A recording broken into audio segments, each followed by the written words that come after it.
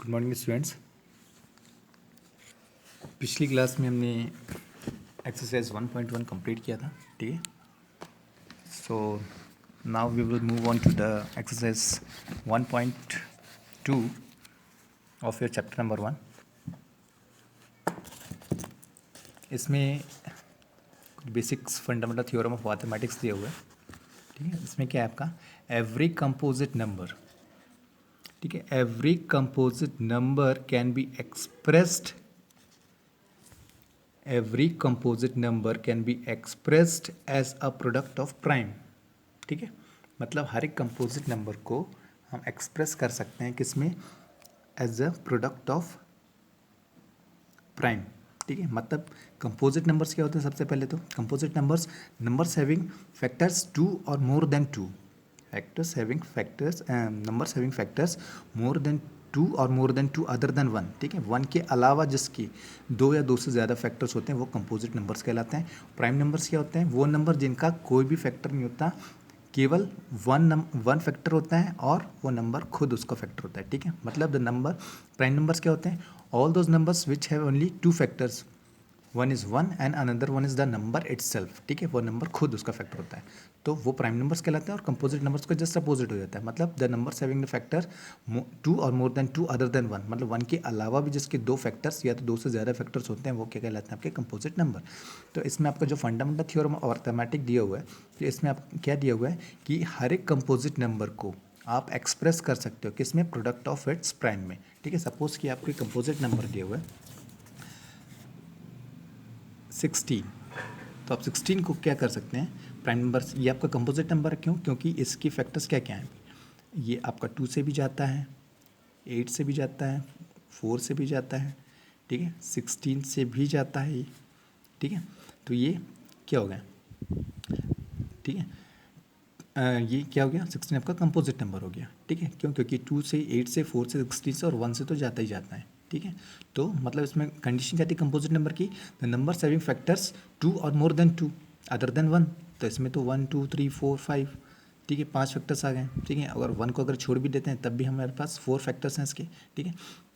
अब इसे जब हम प्राइम फैक्टराइजेशन के फॉर्म में लिखते हैं तो किस तरीके से लिखते हैं? पहले हम इसका एलसीएम ले लेते हैं, ठीक है।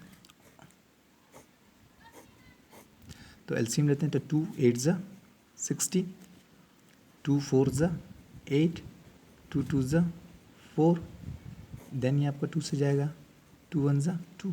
तो हम इसे क्या लिख सकते हैं 16 को? 16 is equal to 2 into 2 into 2 into 2, 2 2 ज़ा 4, 4 2 ज़ा 8, 8 2 16। अब 2 क्या है आपका? प्राइम नंबर हो गया। क्यों? क्योंकि 2 के कौन कौन से फैक्टर्स हैं? केवल 1 है और ये नंबर अपने आप में, मतलब 2 इटसेल्फ, ठीक है। तो ये प्राइम फैक्टराइजेशन हो गया, ठीक है, प्राइम फैक्टर्स के फॉर्म में आ गया ये। तो इस तरीके से हमें एक्सरसाइज 1.1 का क्वेश्चन नंबर 1 सॉल्व करना है, ठीक है। इसमें क्या आपका 1.2 का, मैं इसमें हर एक चीज़ एक्सप्लेन नहीं करूँगा क्योंकि हमारे वीडियोस बहुत लंबे हो जाते हैं, ठीक है। फिर भी एक एग्जांपल मैं आपको समझाता जाऊँगा। Express each number as the product of its prime. अब ये सारे के सारे क्या आपके कंपोजिट नंबर्स हैं, ठीक है। तो हमें इसे प्राइम फैक्टराइजेशन के फॉर्म में लिखना है। तो हमें सिंपली कुछ नहीं करना है, केवल क्या करना है, हमें उसका एलसीएम ले लेना है, ठीक है। तो क्वेश्चन नंबर 1 का आपका फर्स्ट वाला जो है 140, तो इसका हम एलसीएम लेंगे। तो 140 क्या होता है आपका? 2 7 ज़ा 14, 0 का 0, 2 3 ज़ा 6, 5 ज़ा 10, oh सॉरी 5, 5 7 ज़ा 35, 7 1 ज़ा 7, ठीक है। 2 7 ज़ा 14, 2 0 0, 2 3 ज़ा 6, 2 5 ज़ा 10, 7 5 ज़ा 35, 7 1 ज़ा 7, ठीक है। तो हम 140 को क्या लिख सकते हैं? 2 इंटू 2 इंटू 5 इंटू 7। अब ये जितने नंबर्स हैं ये सारे के सारे क्या हैं? प्राइम नंबर्स हैं। क्यों? क्योंकि 2 हो गया, 5 हो गया, 7 हो गया, ये नंबर्स या तो अपने आप से डिवाइड होते हैं या तो 1 से डिवाइड होते हैं। तो ये क्या हो गया आपके प्राइम नंबर। तो मतलब आपको 145 जो एक कंपोजिट नंबर था उसको हमने प्राइम फैक्टराइजेशन किया, तो प्राइम फैक्टर्स के फॉर्म में क्या आ गया आपका? 2 इंटू 2 इंटू 5 इंटू 7, ठीक है। तो इस तरीके से हम बाकी क्वेश्चन करने हैं इसमें 156 3825 5005 7429, ठीक है। नेक्स्ट है आपका question number 2, find the LCM and HCF of the following pairs of the integers and verify that LCM into HCF is equal to the product of the two number. पहले तो हमें इनके एलसीएम और HCF find out करना है इन दोनों numbers के, ठीक है। उसके बाद हमें क्या करना है, वेरीफाई करना है किस चीज़ को, कि जो एलसीएम मल्टीप्लाई प्रोडक्ट जो है, जो चीज़ मैंने आपको पहले बताई थी फर्स्ट क्लास के दौरान, कि एलसीएम जब भी दो नंबर्स दिए होते हैं आपको, तो उन दोनों का प्रोडक्ट जो होता है वो हमेशा बराबर होता है उन दोनों के एलसीएम और एचसीएफ के मल्टीप्लिकेशन के बराबर, ठीक है। तो मैं ऑलरेडी बता चुका हूँ, लेकिन इसका एक एग्जांपल मैं बता देता हूँ। फर्स्ट वन आपको दिया हुआ है, ये आपका कौन सा हो गया, क्वेश्चन नंबर 2 हो गया, ठीक है। इसमें आपका फर्स्ट जो दिया हुआ है वो दिया हुआ 26 एंड 91, ठीक है, 26 एंड 91। अब सबसे पहले तो हमें क्या करना है, इसका एलसीएम एचसीएफ निकालना है। तो एलसीएम आपका क्या होता है, एक होता है आपका एचसीएफ, ठीक है, और एक होता है एलसीएम। तो एलसीएम, ठीक है। तो एचसीएफ क्या होता है, हाईएस्ट कॉमन फैक्टर, ठीक है, और एलसीएम होता है लोएस्ट कॉमन मल्टीपल। मतलब पहले इसमें सॉल्व करके बता देता हूँ। पहले हमने क्या लिया, सबसे पहले 29 है आपका, तो ये एलसीएम है ना। तो सबसे पहले हमने 29 को लिया। 29 का जब हम एलसीएम लेते हैं तो ये किस टेबल में जा रहा है, किस टेबल में जा रहा है, क्या किस टेबल में, नॉट 13 हाँ 13 की टेबल में 39, 13 नहीं, ठीक है। तो 29 नहीं 26 दिया हुआ है ना, ये आपको 26 दिया हुआ है, ठीक है। तो 26 की टेबल में जा रहा है, तो 2 की टेबल में जा रहा है, 2 1 2 2 3 6, देन 13 1 13। तो अभी हम इसे बाद में करते हैं। पहले 26 का जब हमने एलसीएम लिया तो हमें क्या मिलता है, 2 × 13 ये मिला, ठीक है। फिर नेक्स्ट क्या आपका 91, तो 91 को हमने लिया, 91 किस टेबल में जा रहा है, अब देखिए 91 जाएगा आपका 7 की टेबल में, 7 1 7, 2 नीचे है, 7 3 21, दैन 13 13 1 13, ठीक है। तो इसका क्या हो गया आपका 91 का, 91 को क्या लिख सकते हैं आप, 7 × 13, ठीक है। तो अब इन दोनों में आपका कॉमन क्या है, आपको क्या निकालना है, सबसे पहले एचसीएफ निकालना है, इसे कैंसिल कर दिया मैंने, ठीक है। आपको एचसीएफ निकालना है, एचसीएफ मतलब हो गया आपका हाईएस्ट कॉमन फैक्टर, ठीक है। ये बेसिक चीज़ें हैं, अगर ये नहीं आती हैं तो आपको प्रमोट होने की ज़रूरत नहीं है, आपको डिमोट हो जाना चाहिए 8th क्लास में, क्योंकि 8th क्लास का सिलेबस 8th में भी क्या है, 7th क्लास में भी है, ठीक है। तो एचसीएफ एलसीएम आपको देखना है। तो इसमें हाईएस्ट कॉमन फैक्टर, अब इसमें हाईएस्ट कॉमन फैक्टर क्या है आपका, जो कॉमन है इसमें, ठीक है। कॉमन क्या है आपका 13, तो 13 क्या हो गया इसका एचसीएफ हाईएस्ट कॉमन फैक्टर, मतलब 13 वो एक ऐसा सबसे छोटा नंबर है, सबसे बड़ा नंबर है जिससे 26 भी डिवाइड होता है और 91 भी डिवाइड होता है, ठीक है। तो एचसीएफ क्या होता है आपका, एचसीएफ वो सबसे बड़ा नंबर होता है जो जो दिए हुए जो दोनों नंबर्स हैं उनको डिवाइड करता है। जैसे 13 26 को भी डिवाइड करता है, 13 आपका 91 को भी डिवाइड करता है, ठीक है। तो ये सबसे बड़ा नंबर है, इसके अलावा जो बड़े नंबर्स, इसके अलावा कोई भी ऐसा बड़ा नंबर नहीं है जो इन दोनों को डिवाइड करता हो। तो ये आपका एचसीएफ हो गया। देन आपका आता है एलसीएम। एलसीएम क्या होता है आपका लोवेस्ट कॉमन मल्टीपल, ठीक है। तो लोवेस्ट कॉमन मल्टीपल में क्या होता है, हाईएस्ट पावर हम देखते हैं। जैसे इसमें तो आपका 2 7, ये 13 आपका 2 बार दिया, तो 13 हम एक ही बार लिखेंगे, मतलब क्या हो जाएगा आपका 2 × 7 × 13, ठीक है। तो ये आपका, इसको आप जब सॉल्व करेंगे तो हो जाएगा 14 × 13। अब इसको जब मल्टीप्लाई करते हैं तो आपका आता है 4 3 से 12 का 2 1 पर क्या 182, ठीक है। तो 182 एक बार और करके देख लेते हैं, 14 और 13, ठीक है। 4 3 से 12 का 2 1 3 1 3 + 1 4 42 4 देन 1, तो ये आ गया आपका 182, ठीक है।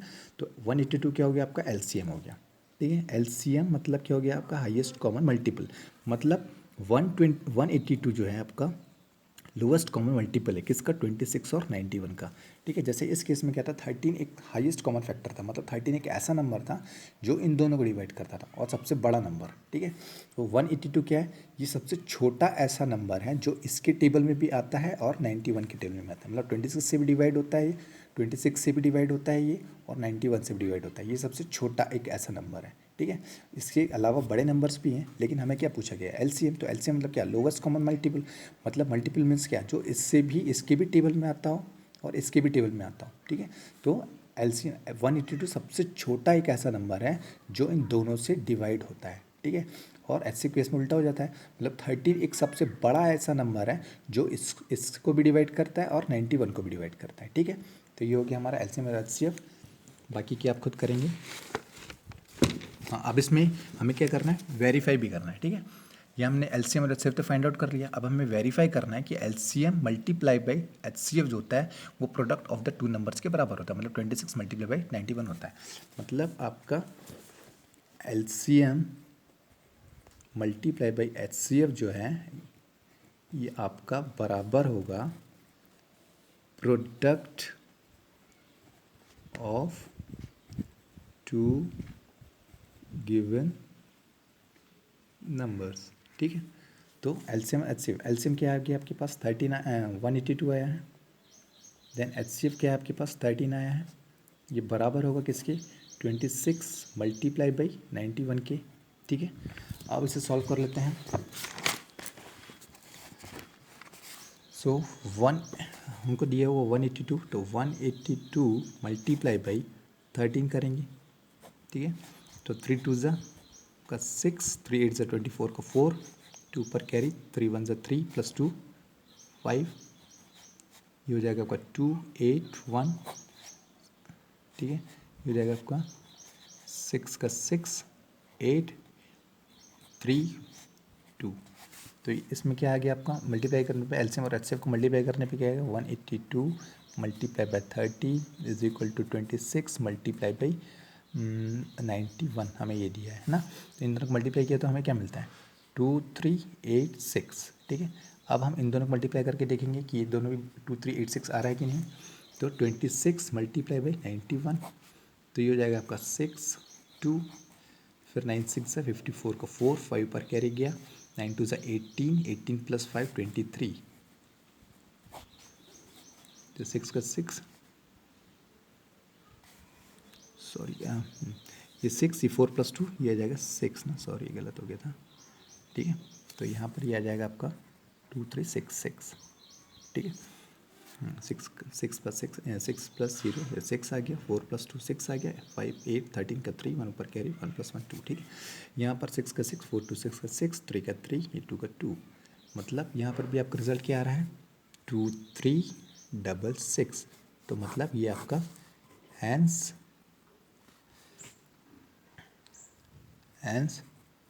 वेरीफाइड। ठीक है, तो ये हमने वेरीफाई कर लिया। नेक्स्ट क्वेश्चन है आपका क्वेश्चन नंबर 3, बाकी के आपको कुछ तो सॉल्व करने हैं। ठीक है, find the LCM and HCF of the following integers by applying the prime factorisation method. अब हमें इसमें प्राइम फैक्टराइजेशन मेथड अप्लाई करना है। So question number 3,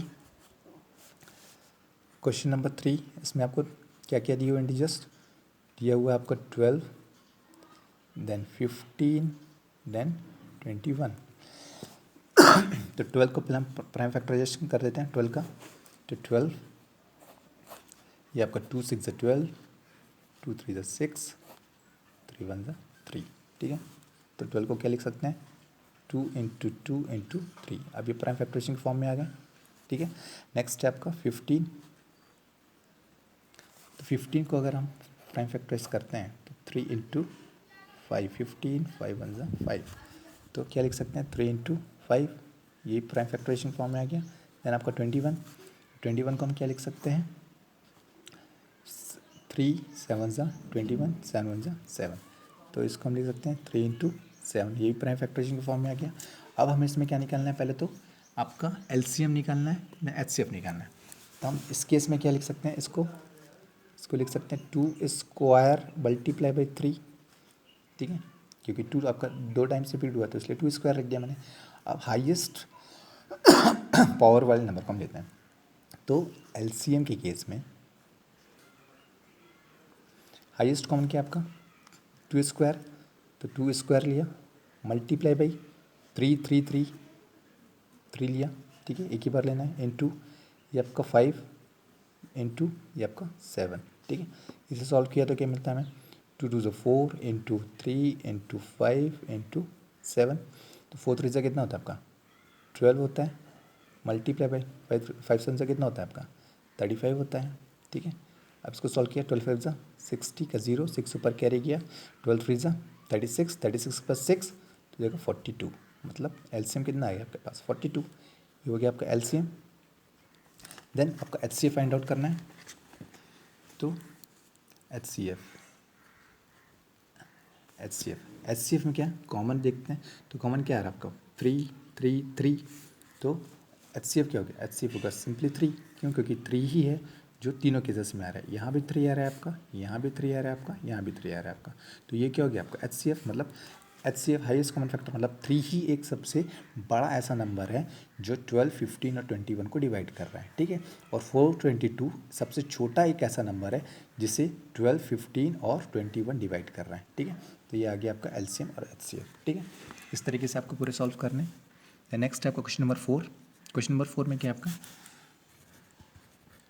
question number 4 में आपको HCF ऑफ 2 नंबर्स गिवन है आपको 9, फाइंड करना है आपको LCM, ठीक है। तो सेम वही की वही प्रोसेस है, मैं ऐसा नहीं करके बताऊंगा जो आपने यहाँ पे वेरीफाई करने के लिए किया ना। यहाँ पर आपको HCF मैं सिंपली आपको लिख के सॉल्व आपको खुद ही करना है। मैं आपको एक हल्का सा क्लू दे देता हूँ, ठीक है। इसमें क्या दिया हुआ आपको HCF,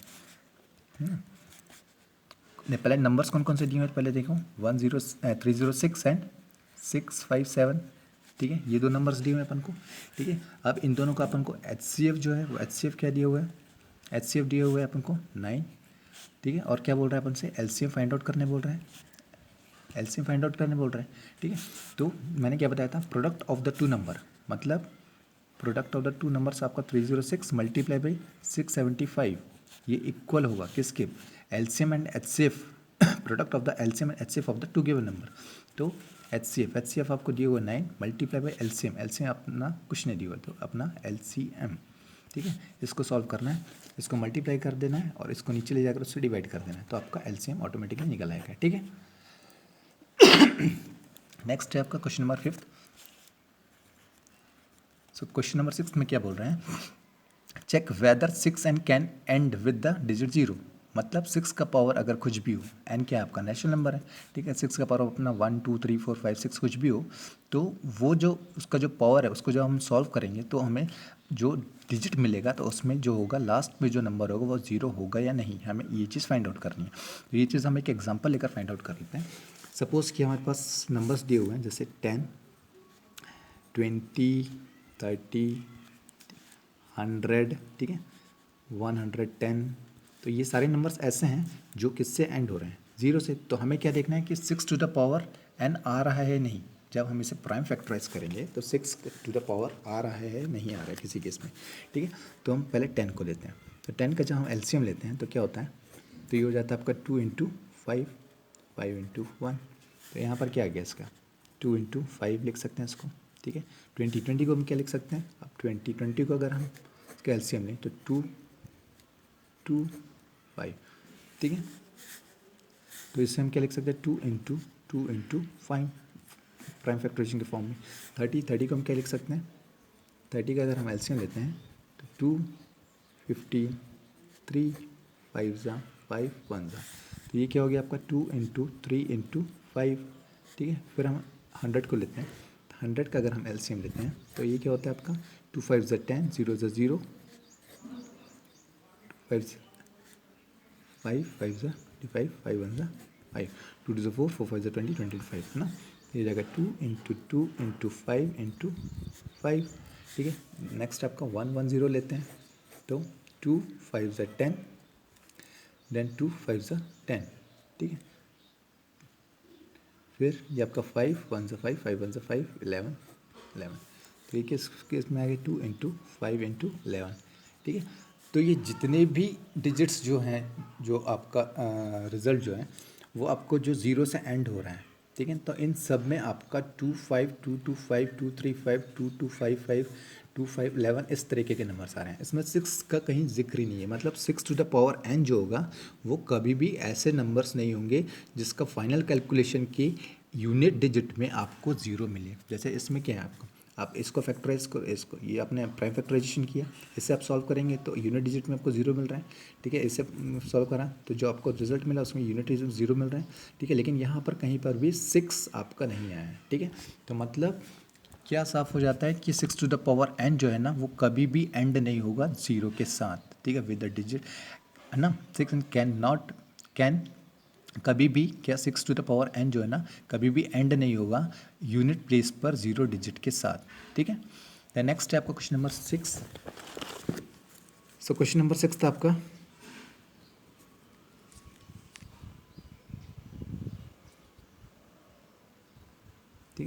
क्वेश्चन नंबर 6 क्या है आपका? हाँ, explain why 7 into 11 into 13 plus 13 and 7 into 6 into 5 into 4 into 3 into 2 into 1 plus 5 are composite number. मतलब आपको एक्सप्लेन करना है कि ये जो नंबर्स हैं ये कंपोजिट नंबर्स हैं, ठीक है, क्यों हैं, ठीक है। तो कंपोजिट नंबर्स क्या होते हैं? नंबर्स हैविंग फैक्टर्स 2 और मोर देन 2 अदर देन 1, ठीक है। मतलब 2 या 2 से ज़्यादा फैक्टर्स होंगे 1 के अलावा, तो वो क्या कहलाएंगे? आपके कंपोजिट नंबर्स कहलाएंगे, ठीक है। तो हम देख लेते हैं एक बार चेक करके। आपका पहला कौन सा है? 7 इंटू 11 इंटू 30 प्लस 13, ठीक है। तो जो 8th क्लास में आपने पढ़ा था टर्म्स, तो टर्म्स क्या होता है? जैसे ये आपका एक टर्म बन गया, ये आपका एक टर्म बन गया, ठीक है। क्योंकि जहाँ पर प्लस या माइनस का टर्म होता है, प्लस या माइनस का साइन होता है, तो वो उनको टर्म्स में डिवाइड कर देता है, ठीक है। सपोज़ कि आपके पास a plus b plus c minus d ये दिए हुए, तो मतलब यहाँ पर 4 टर्म्स हो गए, ठीक है। एक टर्म ये हुआ आपका, एक टर्म ये हुआ आपका, एक टर्म ये हुआ, ये एक टर्म ये हुआ, ठीक है। अगर यहाँ पर a प्लस बी दिया होता तो ये 2 टर्म्स हो जाते हैं, ठीक है। लेकिन मल्टीप्लिकेशन केस में अगर ये दिया होता कि a इंटू बी, तो a इंटू बी जो होगा ये आपके 2 टर्म्स नहीं होंगे, ये आपका एक ही टर्म होगा, ठीक है। ये आपका एक ही टर्म होगा। यहाँ पर भी अगर ये प्लस प्लस की जगह अगर यहाँ पे मल्टीप्लिकेशन होता, मतलब a multiply by b multiply by c multiply by d, तो ये आपका पूरा पूरा एक ही टर्म होता है, ठीक है। तो मल्टीप्लिकेशन जो है वो टर्म्स को डिवाइड नहीं करता है, प्लस या माइनस जब दिए रहते हैं तब वो टर्म्स को डिवाइड करते हैं। तो ये आपका मल्टीप्लिकेशन में, तो मतलब ये पूरा की पूरा क्या हुआ? एक टर्म हुआ, ये आपका प्लस का साइन है और नेक्स्ट टर्म, तो ये आपका दूसरा टर्म हुआ। अब यहाँ पर हम क्या देखेंगे? इन दोनों टर्म्स में कॉमन देखेंगे, तो कॉमन क्या आपका 13 कॉमन निकल रहा है, तो यहाँ पर अपन ने लिख दिया 13 कॉमन आ गया आपके पास। तो अंदर क्या बचा आपके पास ब्रैकेट में? यहाँ पर बचा आपके पास क्या? 7 इंटू 11, 7 इंटू 11 बचा, ठीक है। ये 13 तो आपका कॉमन आ गया, फिर प्लस, फिर यहाँ पर ये 13 आपका कॉमन चला गया, तो यहाँ पर क्या बचा आपके पास? 1, तो ये हो गया ये। देन आपका इसको सॉल्व करेंगे तो क्या मिलेगा आपको? 13 पहले ब्रैकेट के अंदर का सॉल्व करना है, बॉड मास, देन 77 प्लस 1 ये मिला आपको, ठीक है। तो ये इसको क्या लिख सकते हो आप? 13 मल्टीप्लाई बाई 77 प्लस 1, तो 77 प्लस 1 कितना हो गया आपका? 78, ठीक है। तो मतलब ये जो नंबर हैं इसके 2 फैक्टर्स हो गए, मतलब ये जो नंबर है ये डिवाइड होगा 2 नंबर से, 13 से भी डिवाइड हो रहा है क्योंकि 13 मल्टीप्लाई बाई 78 आपका यही नंबर आएगा, या 78 से डिवाइड हो रहा है, 78 मल्टीप्लाई बाई 13, ठीक है। तो क्या था कंपोजिट नंबर का डेफिनेशन क्या था? नंबर्स हैविंग 2 और more than 2 factors other than 1, मतलब इसमें ये दोनों नंबर्स तो फैक्टर्स हैं ही, इसके अलावा 1 भी है, ठीक है। तो 1 के अलावा इसमें 2 फैक्टर्स और हैं, इसका मतलब ये नंबर क्या हो गया? आपका कंपोजिट नंबर हो गया, ठीक है। द नेक्स्ट वन इज आपका 6th क्वेश्चन का ही है सेकंड पार्ट, ठीक है। क्वेश्चन नंबर 6 का सेकंड पार्ट, ठीक है। सेकंड पार्ट क्या बोल रहा है आपको? उसमें क्या दिया हुआ है आपको? दिया हुआ 7 into 6 into 5 into 4 into 3 into 2 into 1 plus 5 ये दिया हुआ है, ठीक है। अब इसमें हम टर्म्स देखेंगे पहले, तो यहाँ से लेकर ये जितने मल्टीप्लिकेशन वाले ये पूरे एक टर्म हो गए, ये आपका सेकंड टर्म हो गया, ठीक है। अब इसमें और इसमें आपका कॉमन क्या निकल रहा है? 5 कॉमन निकल रहा है, तो 5 को बाहर ले लेते हैं ब्रैकेट के, तो ये आ जाएगा आपका 5 कॉमन अंदर बाहर आ जाएगा। अंदर क्या बचा आपके पास? 7 into 6 into 4 into 3 into 2 into 1 plus ये 5 आपने कॉमन ले लिया, तो बचा क्या? 1, ठीक है। अब इसे सॉल्व करेंगे हम, तो 5 into 7 6 42 multiply by 4 3 12 12 2 24 multiply by 1, तो ये होगा प्लस 1, ठीक है। अब इसको हम सॉल्व करेंगे, सो 42 इंटू 24, ठीक है। तो ये क्या कितना हो जाता है आपका? 4 2 8 4 4 16 2 2 4 2 4 8, तो कितना आ जाएगा? 8 6 प्लस 4 10 का 0 1 ऊपर कैरी, 8 प्लस 1 9 8 1 9 प्लस 1 10, ठीक है। तो 8 का 6 4 10 का 0 1 ऊपर कैरी, 8 प्लस 1 प्लस 1 9 प्लस 1 10, तो ये कितना आ जाता है आपका? 1 0 0 8 प्लस 1, ठीक है। नेक्स्ट क्या आ गया आपका? 5 इंटू, अब इसको हम ऐड करेंगे तो क्या जाएगा? 1 0 0 9 मतलब इससे हम किस तरीके से लिख सकते हैं 5 मल्टीप्लाई बाई 1009, मतलब जब हम 5 को 1009 के साथ मल्टीप्लाई करते हैं तो हमें ये रिजल्ट मिलता है, ठीक है। या फिर 1009 को हम 5 के साथ मल्टीप्लाई करेंगे तब भी हमें ये रिजल्ट मिलेगा। मतलब ये जो पूरा की पूरा नंबर है ये आपका 5 की टेबल्स भी जा रहा है और 1009 की टेबल में जा रहा है और 1 की टेबल में तो ये जा ही रहा है, ठीक है। तो इस नंबर के भी कितने फैक्टर्स मिल गए हमें 2, ठीक है। मतलब अदर देन 1 हमें कितने 2 फैक्टर्स मिल गए, 5 भी इसका फैक्टर है और 1009 भी इसका फैक्टर है। इसका मतलब क्या हुआ कि ये क्या आपका है कंपोजिट नंबर है, ठीक है। The next is question number 7, there is a circular path around a sports field, ठीक है। एक सर्कुलर पाथ है, ठीक है, around a sports field. Sonia takes 18 minutes to drive 1 round of the field. Sonia कितना टाइम लेती है 18 मिनट्स लेती है एक पूरा राउंड कंप्लीट करने में, while Ravi takes 12 minutes for the same, ठीक है ना। जबकि रवि जो है वो उसी डिस्टेंस को कवर करने में, उसी सर्कुलर पाथ का एक राउंड कवर करने में कितना टाइम लेता है 12 मिनट्स लेता है, ठीक है। Suppose they both started at the same point, ठीक है ना। सपोज कि वो दोनों की दोनों सेम पॉइंट से स्टार्ट करते हैं एट द सेम टाइम और सेम टाइम में, ठीक है। सेम टाइम और सेम पॉइंट से स्टार्ट करते हैं, ठीक है। And go in the same direction, और एक ही डायरेक्शन में दोनों की दोनों दौड़ रहे हैं, ठीक है। तो after how many minutes will they meet again at the starting point, मतलब वो दौड़ते हुए सर्कुलर पाथ में फिर से दोबारा एक पर्टिकुलर पॉइंट पे कितने देर के बाद मिलेंगे। तो इस क्वेश्चन में कुछ नहीं करना है आपको, 18 और 12 का एलसीएम ले लेना है, ठीक है। और ये चीज़ मैं नहीं बताऊंगा, एलसीएम मैं बता चुका हूँ किस तरीके से फाइंड आउट करना है। तो जो एलसीएम आएगा वही उसका आंसर होगा, ठीक है। तो एलसीएम ले लेंगे अपन, तो एलसीएम जो होगा 18 और 12 का, तो वो आपका आपका आंसर आ जाएगा कि किस पर्टिकुलर टाइम के बाद वो आपस में एक दूसरे से टकराते हैं, ठीक है। तो 18 और 12 इन दोनों का आपको एलसीएम लेना है, ठीक है। सो students, we have completed our 1.2 also. Next is 1/3. So we will discuss 1.3 later on. Till then, goodbye.